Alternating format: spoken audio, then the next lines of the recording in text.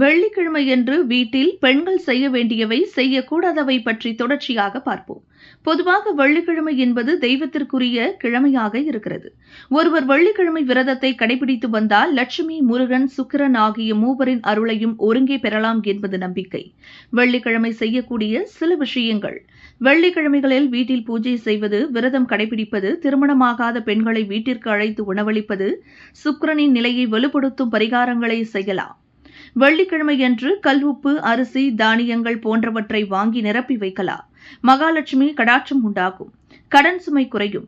வெள்ளிக்கிழமை இரவு 8 மணி அளவில் சுக்கிரஹோரை ஆரம்பிக்கும் நேரத்தில் வீட்டில் நெய் தீபம் ஏற்றுவது சிறப்பு. வெள்ளிக்கிழமைகளில் வீட்டை துடைக்கலாமா? வெள்ளிக்கிழமைகளில் வீட்டை துடைக்கக்கூடாது. மற்ற நாட்களில் துடைக்கும் போது தண்ணீரில் 1 கல் உப்பு போட்டு துடைக்க வேண்டும். வீட்டில் 2 விளக்குகள் ஏற்ற வேண்டும்.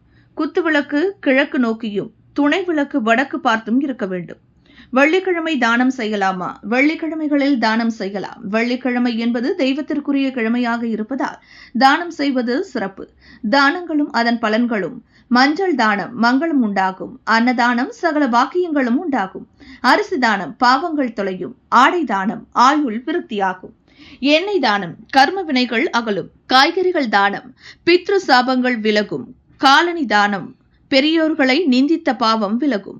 வெள்ளிக்கிழமை வீட்டில் செய்யக்கூடாதவை: வெள்ளிக்கிழமை வீட்டில் கழுவிவிடவோ அல்லது வீட்டில் உள்ள பொருட்களை தூக்கி எறியவோ கூடாது. இப்படி செய்வதால் லட்சுமி நம் வீட்டை விட்டு சென்று விடுவாராம். எனவே இவற்றை தவிர்ப்பது நல்லது.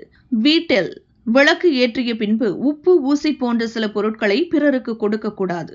வெள்ளிக்கிழமைகளில் பெண்கள் எண்ணெய் தேய்த்து குளிக்கலாம். ஆனால் ஆண்கள் எண்ணெய் தேய்த்து குளிக்கக்கூடாது.